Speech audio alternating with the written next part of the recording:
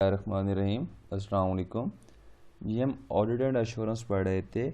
आज की हम इस वीडियो में देखेंगे कि ऑडिटर को अपॉइंट किस तरह किया जाता है। कंपनीज एक्ट 2017 क्या कहता है कि ऑडिटर को किसने अपॉइंट करना है और किस तरह से अपॉइंट करना है।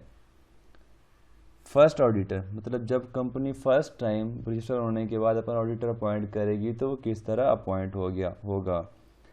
The first auditor of a company shall be appointed by the board of directors within 90 days of the date of incorporation।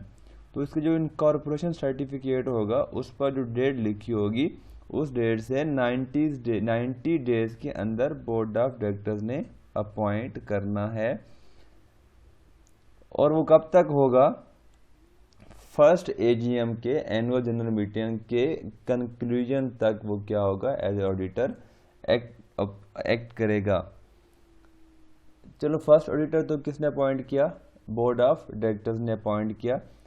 Subsequent उसके अलावा उसके बाद हर साल डायरेक्टर कौन अपॉइंट करेगा? आपके ऑडिटर को वही बंदा अपॉइंट करेगा जो क्या करवा रहा है, फाइनेंशियल स्टेटमेंट्स को चेक करवा रहा है। फाइनेंशियल स्टेटमेंट को कौन चेक करवा रहा है? शेयर होल्डर चेक करवा रहा है। तो every company shall at each annual general meeting, annual general meeting किसकी होती है? कंपनी के शेयर होल्डर्स की होती है। Every company shall at each annual general meeting appoint an auditor और auditors on the recommendation of the board. ये auditors को रिकमेंड बोर्ड करता है, लेकिन उनको अपॉइंट कौन करता है? शेयर होल्डर्स अपॉइंट करते हैं। जब बोर्ड ऑडिटर को रिकमेंड करेगा कि हाँ आप ये 3-4 ऑडिटर्स को नाम बताएगा, फर्म्स के नाम बताएगा, for example PwC, AF Fergusson, EY, Deloitte, KPMG, GT, तो उन सब से वो क्या लेगा? पहले कॉन्स्टेंट लेगा ऑडिटर से कि क्या वो एज ए ऑडिटर एक्ट करना भी चाहते हैं उस कंपनी का कि नहीं करना चाहते। उनसे कॉन्स्टेंट लेने के बाद वो AGM में मेंबर्स को कहेगा, शेयर होल्डर्स को कहेगा कि हाँ ये 5 ऑडिटर्स हमारी तरफ से रिकमेंडेड हैं, आप इनमें से किसी को भी क्या कर लें? अपॉइंट कर लें। तो वो ऑडिटर जो AGM में अपॉइंट होगा वो नेक्स्ट AGM तक क्या होगा? उस कंपनी का ऑडिटर होगा। तो कैजुअल वैकेंसी भी हो सकती है कि ऑडिटर खुद छोड़कर चला जाए, कंपनी उसको फारिग कर दे, मतलब मेंबर उसको खुद रिमूव कर दें, या ऑडिटर की डेथ हो जाए। तो उस केस में कैजुअल वैकेंसी को किसने फिल करना है? तो उस केस में किसने फिल करना है? बोर्ड ऑफ डायरेक्टर्स ने दोबारा क्या करना है? ऑडिटर को अपॉइंट करना है विद इन 30 डेज। जिस डेट पे वो ऑफिस छोड़ेगा उस डेट से 30 डेज के अंदर क्या करना है? ऑडिटर को अपॉइंट करना है बोर्ड ऑफ डायरेक्टर्स ने। अगर ये नॉर्मल केसेस में कैजुअल वैकेंसी होती है, लेकिन यहाँ पर एक और बात है कि अगर ऑडिटर को शेयर होल्डर्स खुद रिमूव करते हैं, मेंबर्स खुद रिमूव करते हैं स्पेशल रेजोल्यूशन के थ्रू, तो उस केस में बोर्ड ही अपॉइंट करेगा 30 दिन के अंदर। लेकिन अपॉइंटमेंट से पहले उसको कमीशन की मतलब SCCP की क्या लेनी होगी? प्रायर अप्रूवल लेनी होगी। ये था अपॉइंटमेंट ऑडिटर की। फर्स्ट टाइम अपॉइंटमेंट या सब्सिक्वेंट या कोई वैकेंसी आती है तो अपॉइंटमेंट उसमें किस तरह होनी है। अब कमीशन के पास क्या पावर्स हैं ऑडिटर्स की अपॉइंटमेंट को के रिलेटेड?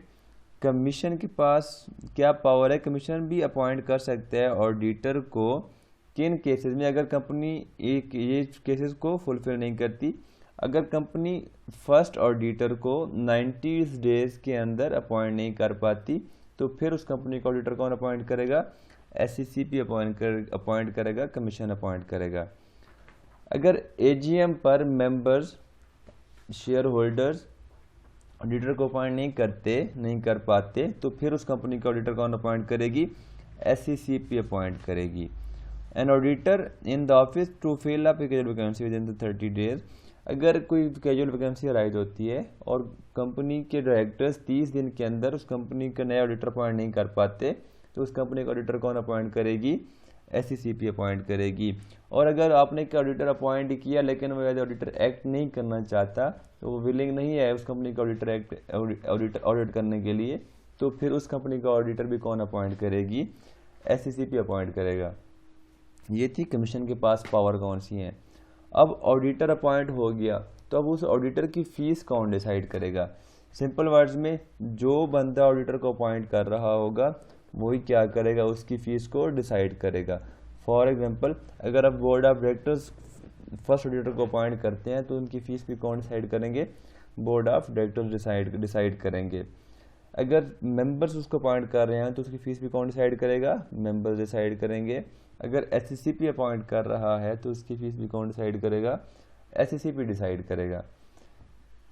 अब रिमूवल ऑफ ऑडिटर्स, ऑडिटर को अगर रिमूव करना है मेंबर चाहते हैं कि हमारी कंपनी का ऑडिट ये ऑडिटर ना करे, कोई और ऑडिटर करे, तो उसके लिए क्या करना होगा कि मेंबर्स स्पेशल रेजोल्यूशन पास करके, स्पेशल रेजोल्यूशन के थ्रू क्या करेंगे, ऑडिटर को रिमूव करेंगे।